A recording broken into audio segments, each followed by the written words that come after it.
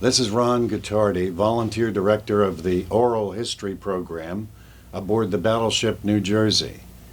Today we are aboard the battleship, and today is April the 29th, 2017. And we're here today to talk with Charles Kester of Mount Laurel, New Jersey, who's going to tell us about his time in the Navy in the 1950s. Welcome aboard, Charles. Thank you very much. Good to be here. Great to have you. The USS Cowell, am I saying it right? Yes. Okay, DD 547. Correct. All right. If you would take your hat off, then thank you. Thank you very much, Charles. Okay, why don't you start by just telling us how you got into the Navy? Well, the Korean War started in June 1950, and in January I joined with a friend of mine, decided to join the regular Navy, which we did. And then later on I met a friend who said, why don't you join the reserve and then go when they call you? I said, that sounds like a great idea. So he went, served aboard the Battleship Wisconsin, and I went and joined the reserve at the Philadelphia Navy Yard and was in a submarine unit down there. And so that's how I got started in the Navy. The submarine unit was doing what? They were training reservists for the for submarine duty. Yes, for the Navy and for submarine duty. And the name of the ship here, incidentally, in the Navy Yard was the USS Permit, Permit. I forget the number, the designation number. That's okay. Yeah. Now that was conventionally powered. That wasn't. Yeah, fleet type. They were fleet type submarines. It's too early for nuclear. Yes, fleet type. Yes, they hadn't gotten into the guppies yet. How long were you there at the submarine unit? Roughly. Well, that started. I enlisted in April 17th, 1951. So I was there until September of '53 when they called me on active duty. Okay, all that time you were in the reserves. Yes, which was one night a week and 2 weeks a year on active duty. In the summertime, yes. Usually. Okay. So the first year, I went to New London to submarine school and went through the school. Unfortunately, I ruptured my eardrums in the tank at New London, the pressure tank, so I didn't get in the diving tank, but I went through the school and graduated. Served aboard the USS Cod. They go out 1 day a week. There's a 2-week school, and got to serve one dive on each station. And then the second week was the USS Spikefish. And then after that, the next active duty for 2 weeks was the Howard Gilmore in Key West, Florida. Was that a submarine also? It's a submarine tender. Tender, okay. Yeah. I'm sorry, Charles, how old are you now? I'm going to be 86 in June. And how old were you when you entered the Navy, roughly? 53, about 22. 22. Yeah, 22. In active duty, I was 22, yeah. And you were in the reserves since? 51 to 53. And then I was how old were you when you entered the Navy? 20, yeah. 20, okay. Yeah. Okay, so then you were telling us you served on a submarine up in New England? Yeah, in the training school at New London, Connecticut. New London, yeah, okay. Yeah, 2 days, 1 day each week. Okay, and then active duty then? Then you were called? Active duty, they sent me, when they called me to active duty, I went to the Philadelphia Navy Yard for about a month, and I did mess cooking there till they sent me to school at Great Lakes. And I went through electronics school at Great Lakes from... A school? A school, yes, absolutely A school. From, I guess it was September '53 till June 1954, I graduated. And then from there they sent me to Portsmouth, Virginia, aboard the USS Cowell. She was in the yards for a complete overhaul and new electronics and upgraded radar and all that. And then from there, we went on a shakedown cruise to Guantanamo Bay to get out all the bugs from the yard. And interesting, can I tell you a little story coming back? Absolutely. Yeah, the skipper couldn't find the harbor, the entrance to the harbor because there was a big fog. And so we patrolled around looking for the entrance to the harbor, and he hit a buoy, and we wrecked one of the propellers on the ship. So they sent us from Norfolk down to Baltimore to put a new screw on the destroyer. I'll bet the captain was Yeah, embarrassed. I guess he was I guess he was not too happy with that. And then from there, after we went back to the yards, they decided to transfer a couple squadrons of destroyers to the Pacific because they were having the problem with the Chinese in Taiwan and Matsu and Quemoy. So we went through down through Guantanamo again, through the Panama Canal. And Anything you remember, anything memorable about the transit of the Panama Canal? Yeah, it was really pretty exciting. Yeah. Everybody was up on decks, I guess. Oh yeah. I'm trying to think. Yeah, our ship fit pretty well. I think this ship just barely made it. It's about a foot on each side Yeah, of right, clearance, yeah. this one. Yeah, interesting ride up. And you go up the locks and then into the lake and then down the locks on the other side. And then we went to Long Beach, California, which is the Navy base there, and we operated off of Long Beach for a month or two, and then we went to Japan.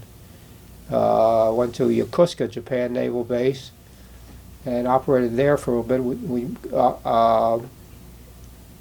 met up with the 7th Fleet there, and then we went down to Sasebo, Japan, where we went from there to on station to Taiwan and patrolled those straits. Charles, tell us a little bit about your duties. Then you're an electronics technician. Were you Right. expected service radar and radio and sonar, all of those? No sonar. Okay. The sonar we sometimes helped them, but main job was the radar, a surface search radar and an air search radar, which the captain would not go to sea without both of them working. And there was only 2 of us on the ship because the wartime crew had been decimated and they all got out and went to profitable electronic jobs. So there was only 2 of us. So at any one time, only one of us was allowed off the ship for any reason. So That's kind of confining. yes. So anyhow, my job was to keep our job. Another Carl Fosnaugh was my partner, and we kept the radars, operating all the time, and all the communications equipment. There was a whole bunch of communications equipment and a LORAN unit, that's long range radio navigation. And another little interesting story there, I would get woken up at 2:00 in the morning when we got this new executive officer, and he'd tell me to come up that the LORAN wasn't working. So I'd go up there, and the LORAN was all out of whack. And here he had a little screwdriver, and he kept adjusting the thing. So I had to go back every night for quite a few nights till I told my officer to take his screwdriver away, and recalibrate the LORAN.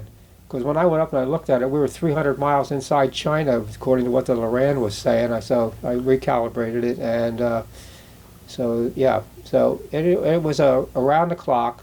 Didn't have to stand any watches because we were on duty 24/7. And although I did serve shore patrol twice, which was unusual, once in Kaohsiung, Taiwan, and once in Sasebo. So How did they pick guys for the shore patrol? I don't know how to do that, but I think everybody has to serve. I think it's something you take your turns. But as an electronic guy with only 2 of us, they didn't want us to be off on shore patrol. So they must have been shorthanded those 2 times. Yeah. So anyhow, it's a good duty, and no major failures. Just the run of the mill kind of stuff. And the captain called us his high-powered technicians. And if something else didn't work on a ship electronically, he'd say, "Go get the high-powered technicians; they'll fix it." So he'd always have us up on the bridge checking the repeaters. They're the things that he could look at to see where the ship was, and was scanning. The surface was scanning the ocean, and the air search was scanning the skies. Oh, and we had another bit of electronics called IFF, electronic identification friend or foe. So when friendly planes came over, they sent a pulse out so we wouldn't shoot them down. And so that was another one of the pieces of equipment we had to keep working. And with only 2 guys on the ship, one of you had to be on duty. We were both on duty around the clock. So, around the clock. Yeah, we didn't stand any watches. So we had to sleep, but if we needed, we were both on the job. So you were on call Yeah. 24 hours a day. Interesting story. When we were in Guantanamo on a shakedown cruise, the surface search radar went down, and it was a big oil-filled capacitor. And I was just out of school. I didn't even know how to find my way to the radar room. But they sent me a first-class electronics technician who was about ready for discharge, and he really knew the rounds. And it was a huge oil-filled capacitor. I mean, it had gone bad, and I could have never done that if hell froze over. But he knew how to fix it. He pulled it out, and you're supposed to short out The charge? capacitors. So he shorted it out, and he grabbed it, and it slammed him across the room because it built up that fast. So he pissed himself off and put the charge on it permanently, and then lifted it out, and but he fixed that. It took us 3 days, night and day, to fix that.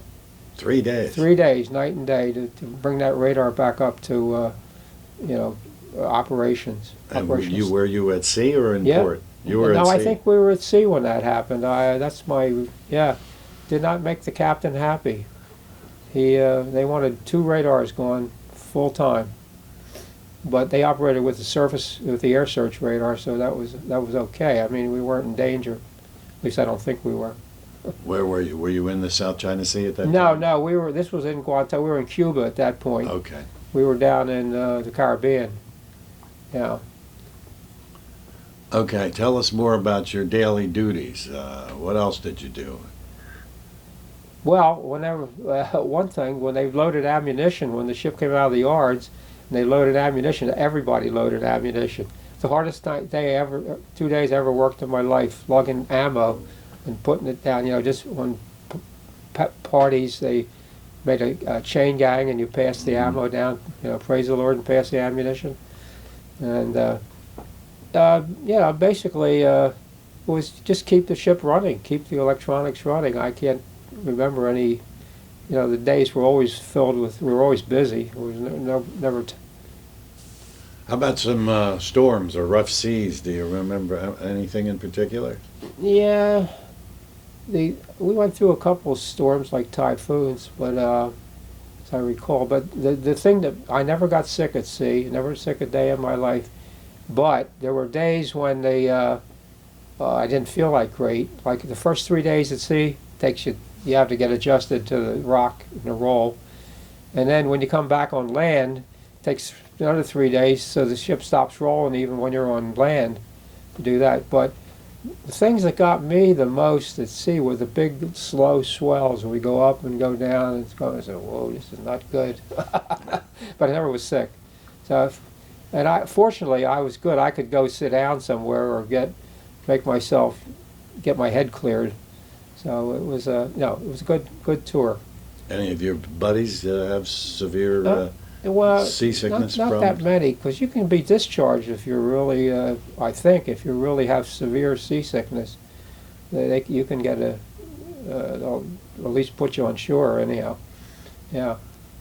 No, I don't remember anybody. So what happened while you were in the South China Sea? Did you see any? And there was no shooting, was there? No, every once in a while they'd get a contact with a Russian submarine or some unfriendly submarine, and that was. I don't remember anything. There was no hostilities. I don't remember anybody shooting, because they were shelling Matsu and Quemoy at that point, but I don't remember being a part of that anywhere.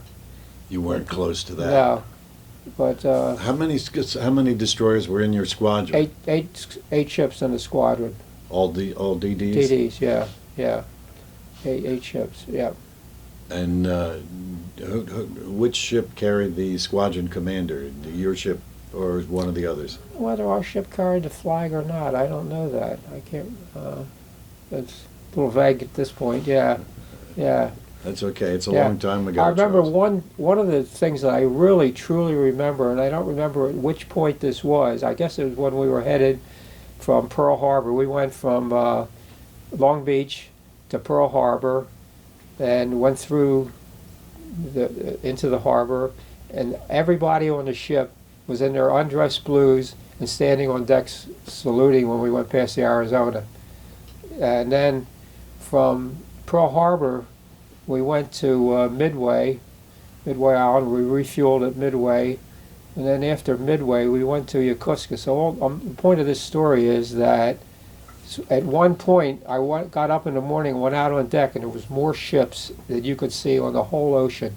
We were in the midst of Seventh Fleet, and the whole ocean was covered with all kinds of, I don't know whether there were any battleships there. I'm sure there were. Carriers, Probably, cruisers, yeah. you know, auxiliary ships. Yeah, it was a really awesome sight. Yeah. But that was the only time I ever remember operating with the total 7th Fleet or being a part of it. We were usually with our own destroyer units. Yeah. And how long were you with the 7th Fleet? Well, all the time in the Pacific. Yeah, Okay. we were part of 7th Fleet, but we didn't operate with them. They were elsewhere, I guess. It's probably still up in Korea. Yeah. How was the chow on the destroyer? Very good. Yeah. I didn't eat a whole lot. I weighed 170 pounds when I went aboard because I've been mess cooking. And when I got off, when I finally was discharged, I weighed 137. But I was never sick. I just didn't eat. I didn't feel that. But the food was good. Yeah. I guess for a destroyer it was good. And they never put you to work in the galley. Oh no, I never. After after the Navy Yard, I was never mess cooking again. No. How was that mess cooking? Tell us about it. Well, that was interesting because you stood in the line and you cleaned up and you did things. I was only did that for maybe a week or two until I got transferred to electronics school, which was a good thing. But you got to eat anytime you wanted, right? Pretty much, yeah.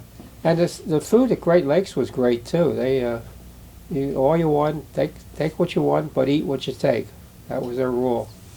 It was pretty good. And another interesting story, talking about food, when we were in Hong Kong, we went to Hong Kong, and I think that was after we patrolled the Taiwan Straits. We went up the Pearl River to Hong Kong, and when we got into the Hong Kong anchorage, there was a lady who, her name was I think her name was Mary Sung, and she had all these girls that came out on rafts, and they painted the whole hull of the ship. I guess they scraped it too, I don't know. They painted the whole hull of the ship, I think in 2 days, maybe one day. The girls did? The girls did it, yeah. There were no men, all girls. And they did it, now the Navy probably had a contract with this lady to pay her somehow, but what they wanted was the food that we discarded on the ship. So they had a couple of her girls came into the galley, and when we went through the chow line, they would take the food that we were discarding and I guess separate it into usable, not usable, and do whatever. But yeah, that was Mary Sung in Hong Kong Harbor. And they painted the whole hull? The whole hull in 2 days, I think. And I know it wasn't more than 2 days because I think we were only there 3 days. And yeah, did a good job. It would have taken the Navy probably 2 months to do that. I don't want to be unkind, but yeah, yeah. And when in Hong Kong, I went to a place called Tiger Balm Gardens, and Tiger Balm Gardens was a Chinese, I guess you call him a philanthropist, who had made a lot of money in whatever these Chinese medicines were, and so he built these gardens with all this sculpture as and dedicated to the Chinese people. It was really beautiful on the side of the mountain on Hong Kong. Spent a day there. And also, one of the things you do in Hong Kong is you buy suits. I've heard that. I got 2 suits and a trench coat, and I think it cost me $30, some amount. And the other thing I did was I collected flags every time I went to a different country. So I asked the guy when he made my suits, can you get me a Chinese nationalist flag, and can you get me a British flag? And sure enough, he came back with the 2 flags. So anyhow, yeah, then we went back out and we visited Okinawa, we visited Subic Bay in the Philippines, and trying to think where else in the Pacific there was. Pretty much that's it. And then I went back to Sasebo, and from Sasebo, the Navy flew me from Sasebo when I was getting discharged. They tried to get me to re-enlist, but that didn't work because I said, I'll re-enlist if you leave me, if I can stay in Japan. They said, no, you have to go back to the United States, get in line. I said, I'm not doing that. So anyhow, they flew me from Sasebo to Atsugi Air Force Base outside Tokyo. And then from Tokyo, they flew me to Pearl Harbor. And then from Pearl Harbor to Treasure Island in San Francisco. And then I was discharged there. What about Pearl Harbor? Did you spend some time in Pearl Harbor? On the way over, yes, I did. I had a friend, a radio man who was a friend of mine. We rented a convertible, and we toured the whole island, and wound up in Honolulu that night. We went down to the Royal Hawaiian on the Waikiki Beach for a couple hours, and that's how we spent the day. And beautiful, beautiful place. But we toured the whole island, came down all the way around it. The road goes around. Beautiful, beautiful drive. Coming back, no, I didn't spend in Pearl Harbor because I didn't have any money. I ran out of money, and I couldn't get my pay. My pay documents were someplace else. So couldn't go ashore. I didn't have any money. In the Atlantic, you only did East Coast ports and Cuba. Is that it? Yeah, because the Cowell was in the yards for an overhaul. So the only thing we did was go to Guantanamo Bay on a shakedown cruise, and then come back, and then we were transferred with other squadrons to the Pacific. What was your favorite port? Well, I got to say, I think I liked Yokosuka and Sasebo, but Sasebo probably the best because Sasebo, if weather-wise, is like our Florida. It's about the same latitude as Kyushu Island is the same latitude as Miami, and Yokosuka is the same latitude as Philadelphia. So there's some difference. Some difference. So when we went down there, and the islands are a lot. There's a place called 1,000 Islands, and you can rent a boat. And we had a couple of Japanese girlfriends, and they would rent a boat and pack a lunch, and we go out to the 1,000 Islands for spend a day. Really nice. Sasebo was good duty. Yep. Did you form any lasting friendships while you were in the Navy that you still? No, none that continued. Yes, I did have one that I still. There's the first class petty officer who came aboard when we were in the yards and we went on a shakedown cruise. He and I still remain in contact. We write to each other and talk to each other on the phone. He lives in Illinois, in Naperville, Illinois. His name is Dave Cole, and he was ET1. Do you see him from time to time? No, I never see him. I never have seen him since then. But the Cowell has reunions, but I never go to the reunions because they're always on the West Coast or some faraway place. So I always thought if they came on the East Coast, I'd go, but so far I haven't done that. Was that because most of the crew was from the West Coast? Yeah. And most of the guys on my ship stayed on the West Coast or at least the ones I knew, stayed on the West Coast when they were discharged. So they found jobs there. And my other buddy, my other electronics technician, he got a big job with IBM, And of course, I went back to RCA once I had left to go on active duty. Where, in Camden or? No, I was Morristown? at Cherry Hill, New Jersey. Cherry Hill. Yeah, yeah. What'd you do for them? Well, I started out as a clerk, as a stock clerk, and then an accounting clerk, and then I became an accountant. And then when they started the computer business in 1958, 59, they asked me if I wanted to be a computer programmer, and I said, yeah, why not? So wound up 25 years developing computer systems for RCA at Cherry Hill, business systems, software business systems, yeah. So I was with RCA for 40-some years. Started in 49, and they retired me actually in 92, but RCA was taken over by GE in 1987, so I wound up being a consultant for a couple years for GE, which was still part of the RCA experience. Had a good tour with RCA too.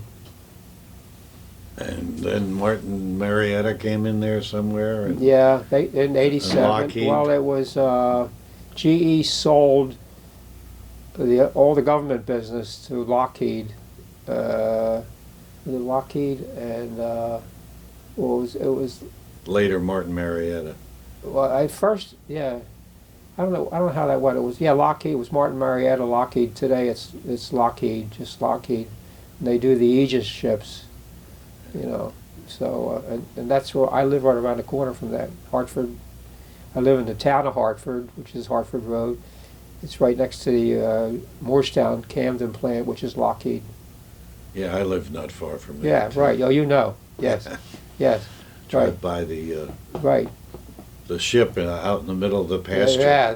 Oh, that's up the street from me. Yeah, That's Hartford Road. right. Yes. And the big ball used to be there. The big space tracker ball, the globe, when the missiles were a problem, and they took the ball down and put the ship there. I don't remember what year that was, but a few years back. Yeah. Yeah. So what did the Navy experience do for you? How did it impact your life, Charles? Well, you grow up fast when you. My mother always did my laundry when I went in the Navy. The Navy did my laundry, but I had to get it ready, do all that and fold it, and you learn a lot of discipline and a lot of ways to cope with the world and to become a better person. Yeah. Learned teamwork, I guess. Teamwork, absolutely, yes, yes. And I got a great education with the Navy, which I never used after that. I was not, didn't do any electronic repair after that. So Yeah, but that helped you in understanding Oh, it computers, didn't it? when I went to school at Great Lakes, I thought, I'm going to breeze through this thing, right? Well, the first week I almost flunked, and so I said, I got to buckle down. So my routine every day at electronics school was to go to school, go back to the barracks, take a nap, go to chow, and then go to the library until the library closed, and then sit in the head and study because it was the only place where there were lights, sit in the head and study. And on the weekends, before a test, every 2 weeks they had an exam, I would spend the weekend in the head studying at night. In the head? Yeah, because that's the only place that had lights.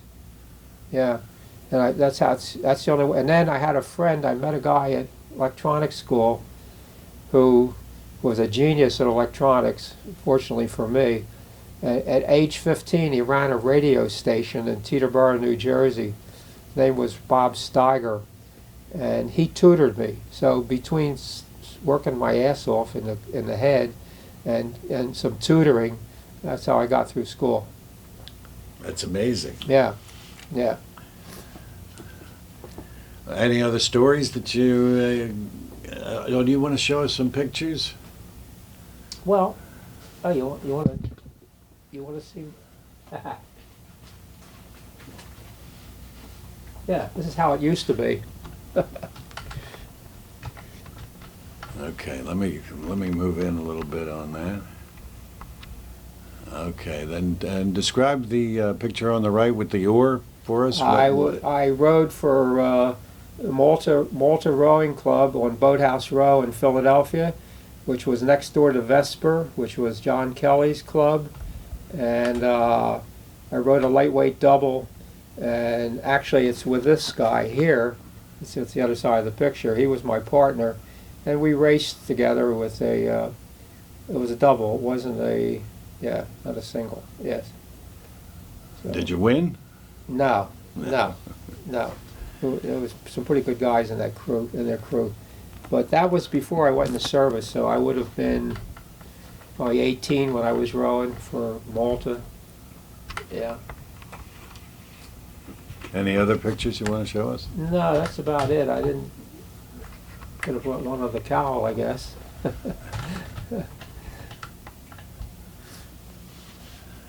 Okay, well, it's been a pleasure talking with you today, Charles. I appreciate your service. We appreciate your service, and we appreciate your stopping by to talk with us today. Yeah. We still have a couple of minutes on there. Yeah, sure. A little story. It's not part of my career, but the Howard Gilmore, which was a submarine tender in Key West, Florida, one of the submarine tenders there. I think the Dixie was the other one. Was named after a submarine commander, Howard W. Gilmore, who in the Pacific was attacking he was on the surface attacking I think a Japanese gunboat, and something went astray, and they rammed the gunboat, and the gunboat machine gun his ship was the USS Growler, and he got hit. He got hit really badly, and he told him to take the ship down and dive it, and to get out, from danger, and leave him on deck. They could not take him down and get the ship down in time, because I think there were airplanes coming, or there were some aircraft. I don't know what the reason why there was. And who was left on deck? The captain? They left the captain on deck. He died on the deck of his ship, the USS Growler. SS-215 or something like that, I think the number was. Yeah, so that was the Howard Gilmore. And that's why they named the ship after him. Very famous man in the Navy. Yep. Any other stories like that? No, when I went through school at New London, went to the chapel, and in the chapel there are I guess there are windows. And there's one for every submarine that was lost in the Second World War. I think they lost 50 submarines, and they had like 250 boats, I think, was the total. So they had 20% casualties. They were one of the highest casualty rates in the submarine service. So they were a good group of guys. I salute them. Yeah. Yeah, we all salute them. Yes. Yep. The ultimate sacrifice. Yep. Anything else you want to tell us? No, Any I other think stories? that's about. I think I'm tapped out here. I probably think of 10 other things after we hang up. But it's been a pleasure. I hope it's been useful. Absolutely, it's been useful. Yes. All right, then I'm going to sign off, Charles, by saying this is Ron Guicciardi, volunteer director of the oral history program on the Battleship New Jersey, and that's where we are today on the battleship. And today is April the 29th, 2017. And our guest today has been Charles Kester of Mount Laurel, New Jersey, who served in the U.S. Navy during the 1950s. Did you ever get near Korea? No. We went from Japan south. So no, I was never, because they transferred those ships specifically for the Taiwan problem, and I guess it worked because they never invaded Taiwan. Yeah. At least not so far, anyway. Right, that's true. You're right. It's another day today. Okay, thanks again, Charles. Thank you. Appreciate it.